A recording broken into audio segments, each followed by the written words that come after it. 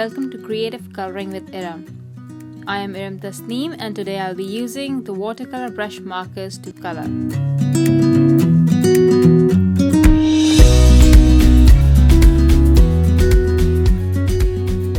I'll be using this gorgeous Wonderland stamp set on my card today. I have picked out the largest flower from this stamp set. First, I'll prep this with an eraser since my stamp is new and has never been used before. This will be helpful in getting a good ink coverage. I'm using a watercolor cardstock and I don't know the brand of this cardstock. I just asked for an inexpensive, sturdy cardstock and the shopkeeper gave me this. I think it's Aquafine something. So I have used permanent black ink to stamp the image and I'll heat set it for a few seconds just to be on the safe side. My panel is 4 by 5.5 inches. I'm going to use the Altenew watercolor brush markers, which I absolutely love. This is the Winter Wonderland set. I will color the flower first, and for this I've chosen Ruby Red, Rouge and Citrus Burst watercolor brush markers. I'll color each petal differently today and I'm not going to be super worried about adding detail to my watercolor. I'll start by applying water to the petal and add the ruby red watercolor closer to the flower center, the beginning of the petal that is, and I'll use a water brush to spread around this color. The interesting thing about ruby red is that when it's diluted, it turns into a gorgeous pink color and doesn't stay red, but when it is concentrated, it will look like red. Like I said, I won't be adding a lot of detailing to my image today. So what I'll do is I'll use the three colors that I'm using to depict light and shadow. I'm using the ruby red to add shadow, as in to show depth, and the citrus burst to show where the sunlight is hitting the petals, or just the highlights. The rouge will be the color that will connect the ruby red and citrus burst. Once the petal dries a bit, I'll go back in with ruby red and add stippling and even more depth if needed. I'm actually using the same colors on my card today as I did on this card I shared on the release day. It is such a gorgeous combination of colors and a lot of you liked the card, so I thought it would be great to use the same colors again. So more or less I'll color the card in the same manner. For the stem, I'll first add citrus burst directly and then add a line on the edge with emerald. This will be a very thin line and I'll use the water brush to blend the colors together. I'll leave you with some music till I'm coloring the flower. As soon as I'll start with the background, I'll be right back.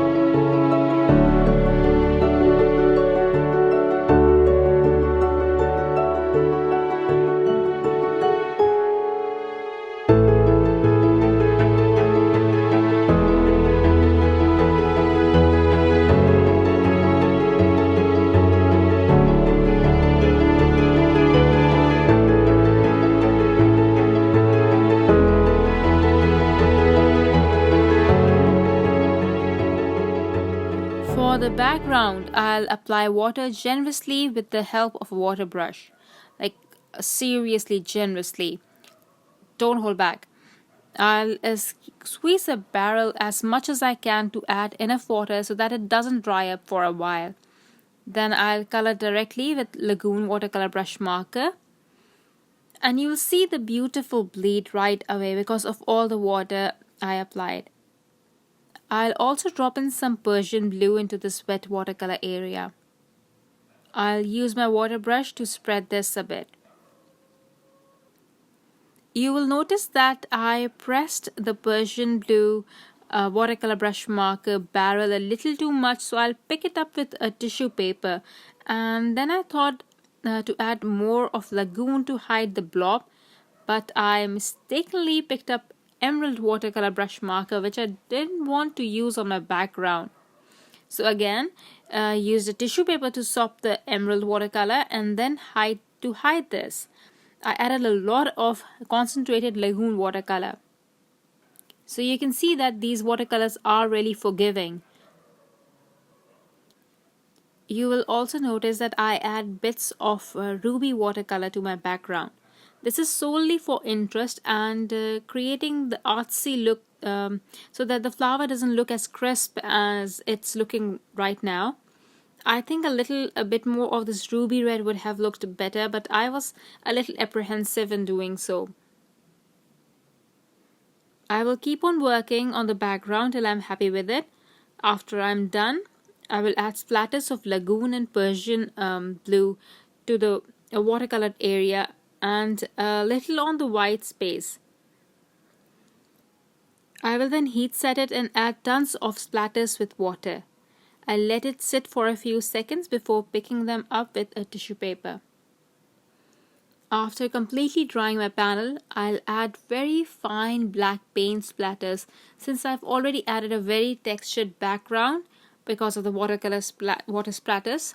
So fine black splatters will work with this look. After my panel is completely dry, I'll stamp the sentiment Hello Starshine.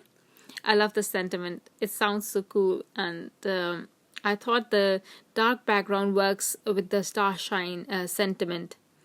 I'll also add another sentiment to this.